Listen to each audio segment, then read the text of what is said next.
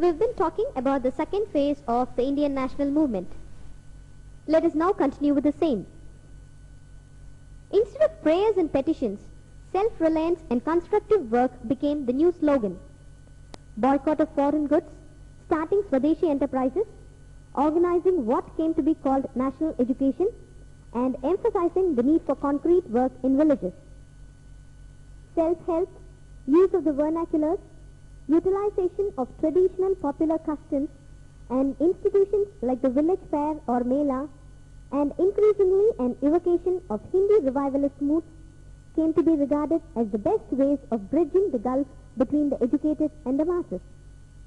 The overall reaction against moderate agitation took in the end three main forms: a somewhat non-political trend towards self-development through constructive work, ignoring rather than directly attacking foreign rule, political extremism proper, attempting mass mobilization for Swaraj through certain new techniques which came to be called passive resistance, and revolutionary terrorism which sought a shortcut to freedom via individual violence and conspiracies. Let us now get to know of the pros and cons of the partition of Bengal. Lord Curzon's most unpopular measure, the partition of Bengal, was ostensibly for better administration of an unwieldy province, but really intended to break the solidarity of Bengal nationalists and to encourage Hindu-Muslim rift. The decision to partition Bengal was announced on 19th July 1905, dividing the province of Bengal into two parts: Eastern Bengal and Assam with a population of 31 million, and the rest of the Bengal with a population of 54 million, of whom 18 million were Bengalis and 36 million Biharis and Orias. The Indian nationalists clearly saw the design behind the partition and condemned it unanimously. The anti-partition movement was organized in the town hall in Calcutta. From this meeting, delegates dispersed to spread the movement to the rest of the province. The day the partition took effect, that is on 16th October 1905, it was declared a day of mourning throughout Bengal. Hindus and Muslims tied Rakis on each other's hands as a symbol of the unity of the two halves of Bengal. The most important outcome of the anti-partition struggle was the Swadeshi movement. The Swadeshi movement took place between the years 1905 and 1908. The anti-partition of Bengal movement gave birth to the boycott of foreign manufactured goods and Swadeshi movement, that is, use of Indian articles. These strategies were taken over by Mahatma Gandhi and the Indian National Congress on a nationwide scale. The formal proclamation of the Swadeshi movement was made on 7th August 1905 at Calcutta. The famous boycott resolution was also passed on the same day. The fourfold program of boycott was pursued. It included boycott of English cloth, salt, sugar, etc., boycott of English speech, resignation of honorary offices under government and seats in councils, and the social boycott of persons purchasing foreign articles. This movement of boycott and Swadeshi captured the imagination of all people of Bengal, the Hindus and the Muslims, the rich and the poor, and men and women. Mass meetings were held all over Bengal. Shops selling foreign goods were picketed, foreign goods were burnt, and social boycott was observed. At many places, public burning of foreign clothes was observed. The cry of Swadeshi and Swaraj was soon taken up by other provinces of India. Movement of support for Bengal's unity and boycott of foreign goods was observed in Bombay, Madras, and northern part of India. Tilak played the leading role in spreading the Swadeshi movement to the rest of the country. At Pune session of Congress in the year 1906, Congress openly declared the attainment of Swaraj as its aim. It officially supported the movement. Picketing of shops selling foreign goods, burning of foreign clothes, and boycott of government schools and colleges became the order of the day. Let us now get to know about the various causes which finally led to the failure of the movement. By the middle of the year 1908, the open movement with its popular character was considerably weakened. Briefly, let us now look upon the main causes for the failure of the movement. There was severe repression by the government. The split in Congress in the year 1907 was a major cause, and lack of an effective organization and party structure to carry on the movement. Let us now deal with the various achievements of the movement. The boycott and Swadeshi movement failed to gain immediate object. The partition was not annulled, but it certainly brought some lasting influence. Import of foreign goods certainly fell. It gave encouragement to Indian industry. Many textile mills, soap and match factories and national banks were opened. National education also got an impetus. The twin ideas of boycott and Swadeshi pursued during this time brought into prominence the importance of passive resistance as a more effective weapon than petition making. In fact, the later non-cooperation movement was a magnified image of Swadeshi and boycott. It also gave a definite shape to the feelings of nationalism. Let us now deal with the Surat split of the year 1907. Unpopular measures of Lord Curzon caused discontent and infused a great strength into the extremists. Soon it became a powerful wing of the Congress and as such changed its ideas, policies and programs.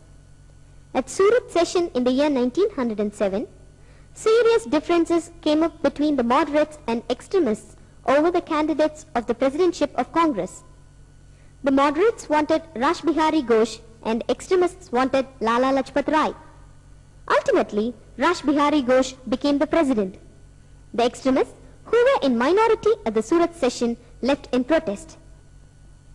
The Surat session also appointed a committee to draft a constitution for the Congress, and all its members were to take an oath of allegiance to this constitution. Thus, the Congress finally abandoned the extremist methods advocated by the extremists.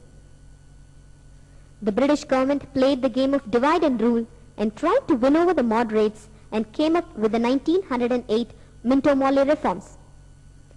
The Bengal partition too was annulled in the year 1911. The reform increased the number of elected members in the Imperial Legislative Council and provincial councils, but most of the members were elected indirectly. A system of separate electorates was introduced. It was said that it was a step to protect Muslim minority, but in reality it was a part of the divide and rule policy. The moderates did not give full support to the reforms, but decided to cooperate with the government in working out the reforms. Gradually, they lost the respect and support of the public and were reduced to a small political group. After the rise of the nationalist movement, the British had grown apprehensive about the safety and the stability of their empire in India. To check the growth of united national movement in the country, they decided to follow the policy of divide and rule. Only a few Muslims took part in the work of the Congress. The Muslims always thought the Congress to be a Hindu organization and feared it. In the year 1906, the separatist and communal tendencies had reached its highest limit among the educated Muslims and big Muslim Nawabs and landlords. The same year, Aga Khan and Nawab Mushin-ul-Mulk founded the All India Muslim League. The main aims of the Muslim League were to oppose all the nationalist and democratic demands of Congress, to demand special reservation in government services for the Muslims, and finally to demand a separate electorate for the Muslims. Let us now get to know about the rise and growth of revolutionary terrorism. The events following the partition of Bengal accelerated the revolutionary impulses of many young Indians. Government repression and frustration caused by the failure of the leadership to provide a positive lead to the people ultimately resulted in revolutionary terrorism. The youth of Bengal lost all faith in constitutional agitation or even in passive resistance. The British, they felt, must be overthrown by force. The young terrorists were inspired by the Irish terrorists and the Russian nihilists. The philosophy or the idea behind it was to strike a terror in the hearts of the rulers and thus to arouse the people politically and ultimately to drive the British out of India. The first political murder of Europeans was committed at Pune on 22nd June 1897 by Chapekar brothers Damodar and Balkrishna. The target was Mr. Rand, president of the Plague Committee at Pune, but Lieutenant Ernst was shot accidentally. Chapekar brothers were caught, convicted and hanged. Many secret societies were set up, especially in Bengal and Maharashtra. Some of them functioned under the guise of physical culture clubs or associations. Prominent among these were the Anusilan Samitis of Calcutta and Dhaka, the Jugantar of Calcutta and Mitramela started by the Savarkar brothers in Maharashtra. When V.D. Savarkar went abroad, his elder brother Ganesh started the Abhinava Bharat Society, which soon had many branches all over western India. In December 1907, an attempt was made on the life of the Lieutenant Governor of Bengal, and in April 1908, Khudiram Bose and Prafulla Chakki threw a bomb at a carriage which they believed was occupied by Kingsford, the unpopular judge at Muzaffarpur. The bomb, however, killed two innocent ladies. Prafulla Chakki shot himself dead, while Khudiram Bose was tried and hanged. In Maharashtra, Nasik, Bombay and Pune became centers of bomb manufacture. An attempt was made on the Viceroy's life. Jackson, district magistrate of Nasik, was shot at a farewell party. Earlier, M.L. Dhingra had killed Curzon Willie, an official of the Indian office in London, as a protest against the inhuman transportations and hangings of young Indians. He was executed. In the Madras province, Bipin Chandra Pal excited the people with his eloquent speeches.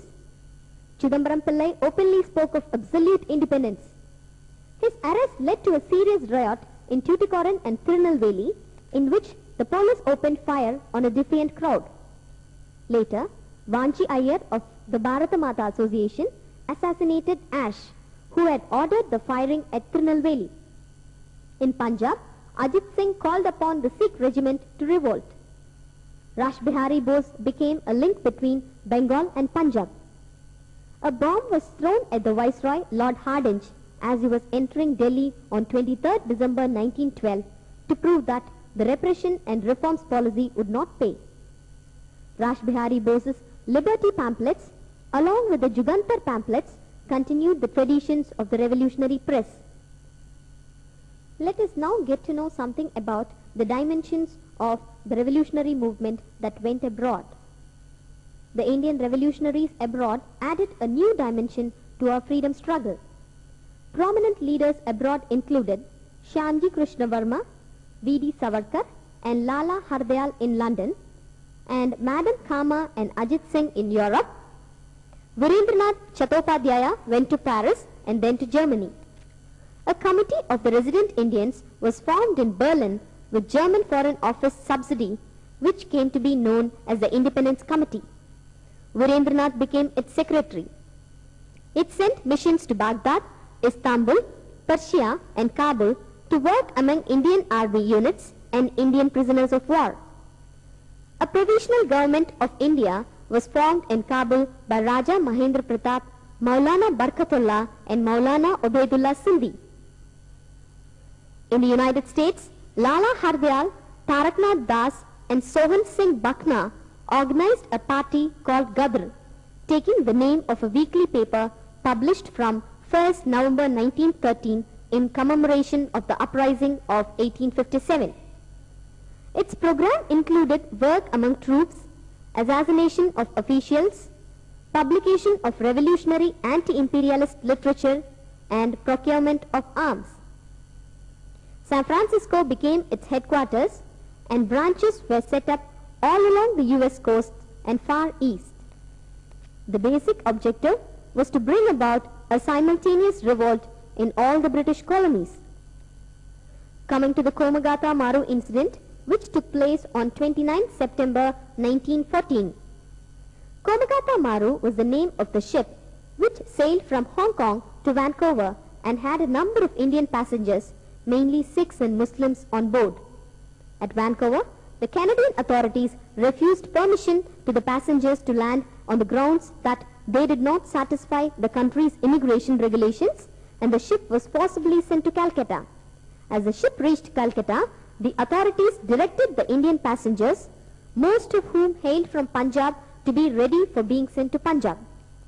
Many passengers refused to obey the order, and in the ensuing police firing, several of them lost their lives.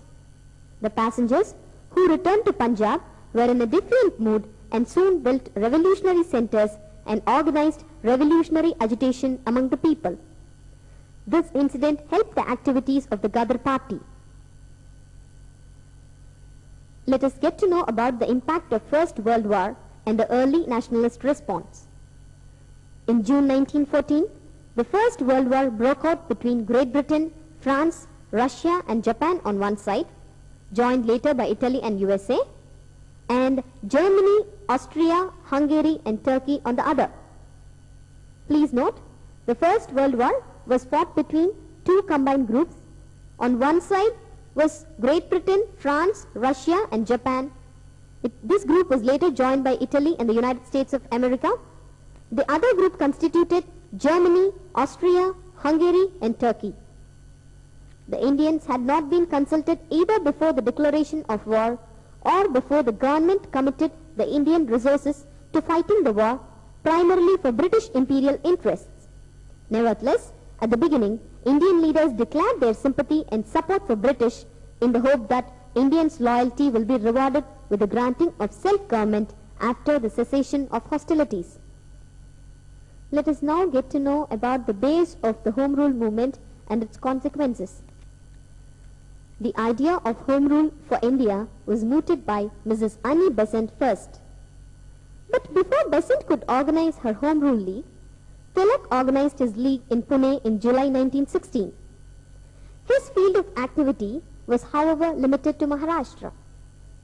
The rest of India, including Bombay, was left to Mrs. Besant's Home Rule League, which was inaugurated in Madras in September 1916. The two leagues very soon merged themselves into one and carried intense propaganda in favor of the demand for the home rule or self-government to India after the war. It was during this agitation that Tilak gave the famous slogan, "Swaraj is my birthright and I will have it." At this time, the nationalists realized that it was necessary to put up a common front before the government if some tangible results were to be gained. Mrs. Annie Besant made sincere efforts to unite moderates and extremists.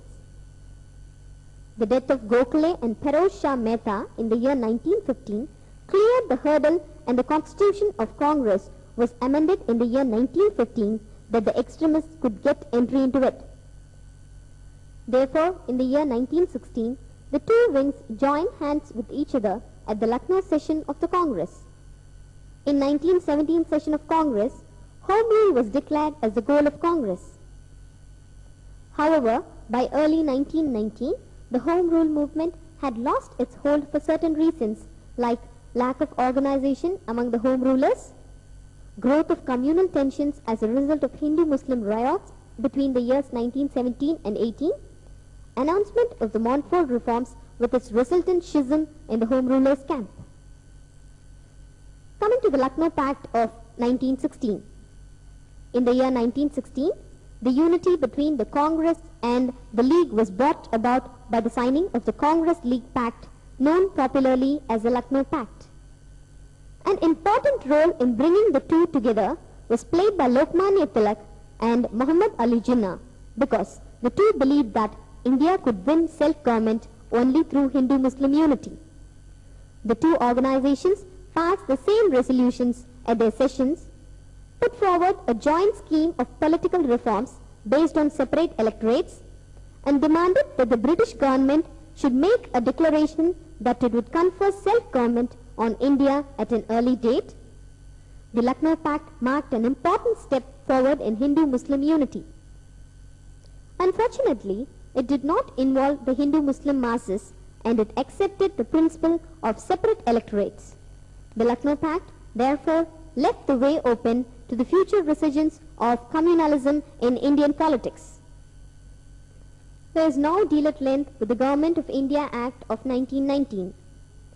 The unity between the two wings of the Congress and the pact between the Congress and the League had its desired effect. The government declared the passing of the Act of 1919 based on Montagu-Chelmsford report and the establishment of diarchy in the provinces. The Congress in a special session met to consider the reform proposal. It condemned the proposal, saying that it was disappointing and unsatisfactory. We've been talking in detail about the various causes and phases of the second phase of Indian national movement. Now, looking back and putting things briefly, let us now look into the causes that led to the rise of Indian nationalism in a nutshell. The political and administrative unification under the British was a major cause. The next reason being the contact with foreign countries. The influence of Western thoughts and education had a very great impact. The revolt of 1857, economic exploitation of the Indians by the British. The Indian press and literature played a very important role in leading to the rise of Indian nationalism. The impact of socio-religious reforms and movements. Means of communication and transport play a very major role. Reactionary regime of Lord Lytton had a very greater impact. The Ilbert Bill controversy added much to the rise of the Indian nationalism. Measures adopted by Lord Curzon. Racial discrimination and arrogance was the final cause which led to the rise of nationalism. Looking into the early political association, we have the Bangabasa Prakasika Sabha, which is the first political association founded in the year 1836. Various other associations and societies like the Landowners Society, British India Society, Bengal British India Society, British Indian Association, the Madras Native Association and Bombay Association both were founded in the year 1852. The East India Association followed all these societies later. The Pune Sarvajanik Sabha was started in the year 1867 by Justice M.G. Ranade, Ganesh Vasudev Joshi, S.H. Chiplunkar and others. The India League was founded in September 1875 by Sisir Kumar Gose. The Indian Association was founded in Calcutta on July 26, 1876 by Surendranath Banerjee and Anand Mohan Bose. Certain other associations like the Madras Mahajan Sabha was founded in the year 1884 by M. Veeraraghavachari, G. Subramanya Iyer, Anand Charlu and others. The Bombay Presidency Association was founded in the year 1885 by Feroz Shah Mehta, K.T. Telang, Badruddin Sabji and others. Going through the first phase of the national movement, which extended between the years 1885 and 1905, we have the birth of Indian National Congress, which was founded in the year 1885 by Alan Octavian Hume, a retired English civil servant. The era of moderates extends from 1885 to 1905. The prominent leaders of the era being Dadabhai Naoroji, Badruddin Tyabji, Feroz Shah Mehta, Surendranath Banerjee, R.C. Dutt, Anand Mohan Bose, Gopalakrishna Gokhale, Justice M.G. Ranade, Bal Gangadhar Tilak and Madan Mohan Malavya. The second phase of the national movement, which started from the year 1905 and extended up till 1919, was an era of militant nationalism. The various causes for the rise of militant nationalism were the exposure of the true nature of British rule, the unrest among the educated masses, the influence of international events which took place in that period, growth of self-respect and self-confidence among the people, religious revival and cultural renaissance had a very great impact. The militant nationalist school of thought played a major role, which preached nationalism through newspapers. And the partition of Bengal played a very important role, which led to the rise of military nationalism. The important extremist leaders were Bal Gangadhar Tilak, Lala Lajpat Rai and Bipin Chandra Pal. The partition of Bengal was announced on 19 July 1905. The partition took effect on 16th October 1905, which was declared a day of mourning throughout Bengal. The Swadeshi movement extended between 1905 and 1908. This movement gave a definite shape to the feelings of nationalism. By the Surat split of the year 1905, the Congress finally abandoned the extremist methods.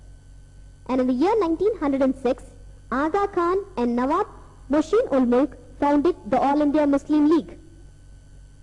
The Komagata Maro incident took place on 29 September 1914. The Home Rule movement was organized by Mrs. Annie Besant, and the Lucknow Pact was signed in the year 1916. For further information and continuation with the third phase of Indian national movement, please listen to our further volumes.